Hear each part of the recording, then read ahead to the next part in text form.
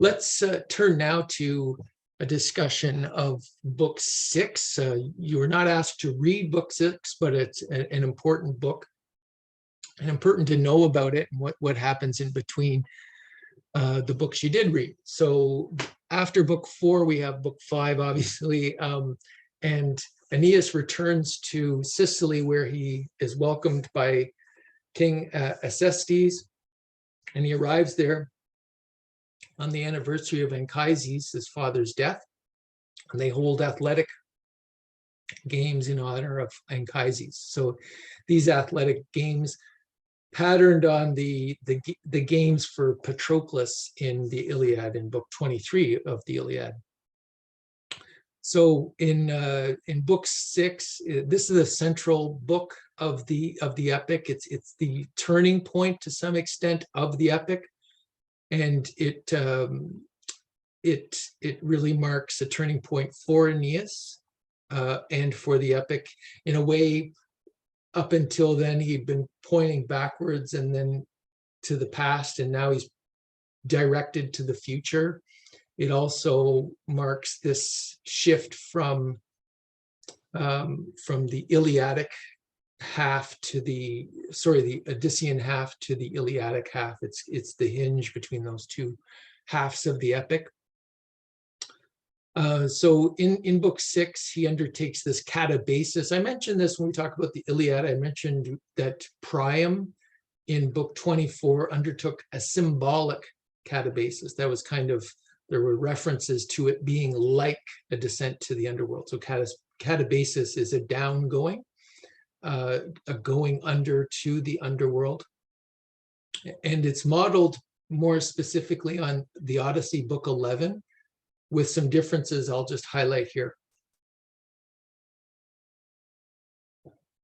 So in terms of goal, Odysseus needs to consult the soul of the prophet Tiresias for information about how he can reach home safely, whereas Aeneas needs to see his own father to learn about his descendants and the future.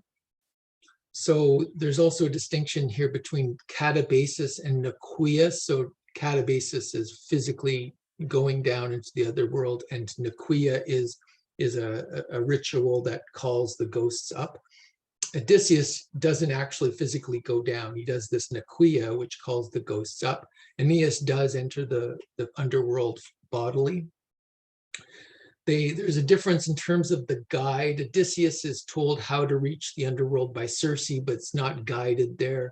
Aeneas is accompanied by the Cumaean Sibyl, a major character in book 6, and she prophesies Aeneas's future in Italy. The location of the entrance of the underworld is vague in the Odyssey, but it's very specific in the Aeneid. It's near Lake Avernus in the vicinity of Naples. And in the narration, finally, so in the Odyssey, it's part of Odysseus's narration of his past events. Okay, now Odysseus is a known liar, so he exaggerates based on the audience and how he wants to manipulate them. So some scholars call into question a lot of whether or not we're meant to believe Odysseus's some of the events narrated there. Whereas here, this is not part of Aeneas's narration. This is part of the epic narration. So we're to take it as legitimate that this actually happened. So I dwell on these points about the catabasis because it's such a structurally important part of this epic, but it's also became the Virgilian descent into the other underworld became kind of the descent that's echoed in later literature when people are thinking about descents into the underworld. So it had incredible influence on later literature. Also in the sense of, as a, let's say, mythical unit, a unit of myth or story. As I mentioned, it's been around since the oldest literature that we have existing, and probably this type of kind of mythic unit arose with as early as humans had agricultural settlements that were tying their actions to the seasons and the life of the seed descending into the ground and then bringing new life up. So there's something so archetypally and fundamental to the human psyche, so to speak, in these story units of descent. So we can see in it, we can see it timeless stories of heroic descents and then reascending with a new vision. And in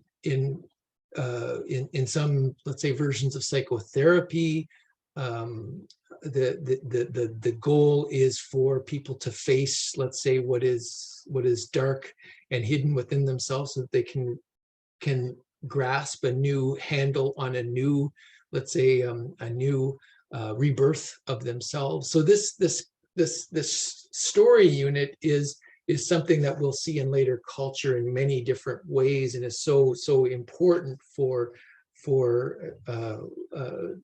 later stories, but also later senses of oneself.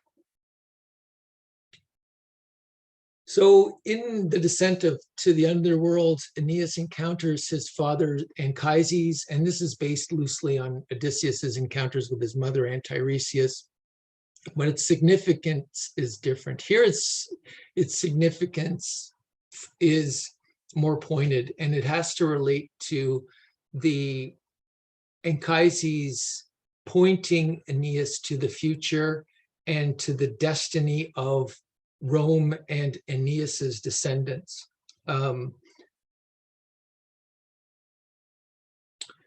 The kind of the culminating point of the entire book and what Anchises shows him is this, let's say, it's called the pageant of heroes, and it's this pageant of all these great Romans that are to be descendants of Aeneas, and that they're shown in this kind of, as I said, pageant of these heroes that Aeneas doesn't understand the significance of these people, but he sees that they're to be these great heroic leaders, etc., and that there's going to be this long progeny and this long successful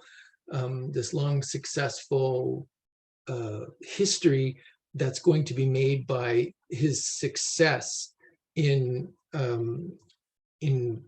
achieving some sort of beachhead in Italy, establishing some sort of following there, and forging a people.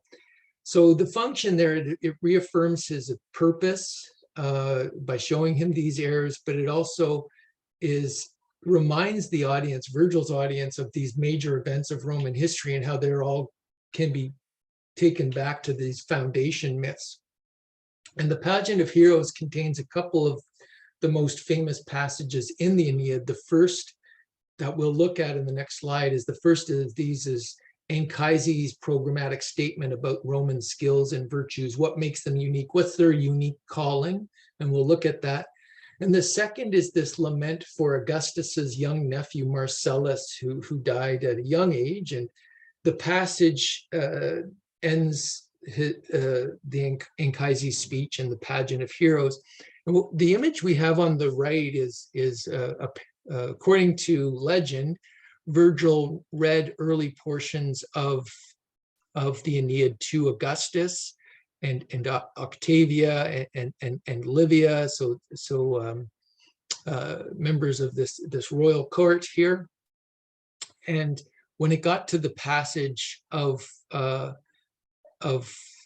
describing the death of Marcellus, so obviously hitting home to the family members there, we have Octavia fainting there, and this has been depicted several times in later art, and one of the reasons why it's a famous passage.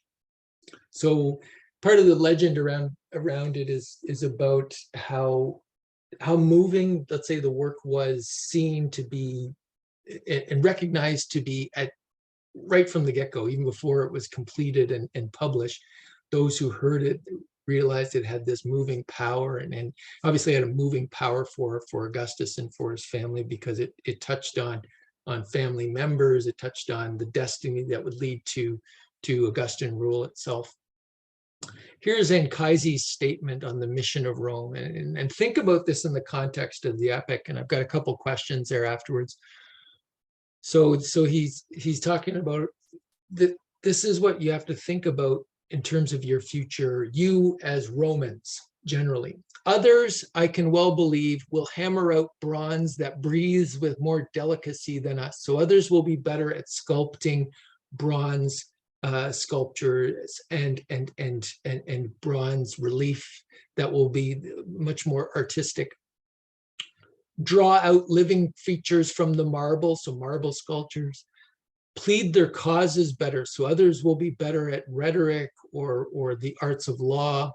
Trace with instruments the movement of the skies and tell the rising of the constellations, so others will be better at the sciences such as astronomy and tracing the movements of the stars. Remember, Roman, it is for you to rule the nations with your power. That will be your skill, to crown peace with law, to spare the conquered and subdue the proud. So for Romans, your skill is to rule the nations with your power, but not just for the sake of rule. But rule nations with your power in order to, let's say, crown peace with law, so it's so that you can institute Roman law, so they're known for their laws. This is one art that they're going to bring. So say kind of the ordered rule and ordered belonging together of people under law, to spare the conquered and subdue the proud. So to take down those who would proudly tyrannize over others, and if when you do conquer people, to spare them, to show mercy, let us say. So these have often been discussed, these words about, let's say, Anchises' statement on Rome's mission and their function in the epic. So I've got a couple of questions we could ask ourselves. So for instance, we could ask ourselves, are these to be read as a critique of how Aeneas himself fails to live up to this mission at the end of the epic, when he does not spare the conquered Turnus, for example. He doesn't, to spare the conquered, if that's part of the mission, he definitely doesn't do that at the end, and kind of continues on in his rage, his revenge, and the last action of the epic is the killing of Turnus. And similarly, again, since Aeneas is this hero representing Rome and representing the destiny of Rome, we could say, since Carthage looms so large in the epic, are we to see this as a critique of the Romans' treatment of that conquered foe? Did the Romans spare the Carthaginians as the conquered, so to speak? So that would be one question. Are we see that as critique of that, or are we to see this as a celebration of Augustan rule, the fact that they've crowned peace with law, etc. So the end of Book 6 contains another widely discussed passage in the Aeneid, and this is the issue with respect to why does Aeneas exit the underworld through the gates of ivory as opposed to the gate of horn? Okay, so the gate of ivory is indicated by the narrator to be the gate through which false dreams leave the underworld to populate dreamers, so to speak. And then the gates of horn are the gates through which true dreams go to populate dreams. So Aeneas goes through the gate of ivory that represents false dreams. So one way, again, of looking at this is it a subtle indication that all that's just been seen, the pageant of Roman heroes and Rome's destiny for world conquest described by Anchises, has that all been a false dream? Is it an indication that Virgil's intent in the epic is to seemingly praise Augustus and the achievements of Rome, but subtly or covertly criticize them? So that could be one way of looking at it. Or is it just an indication that Aeneas needed to exit through that gate because he's not a genuine shade or deceased ghost, so to speak.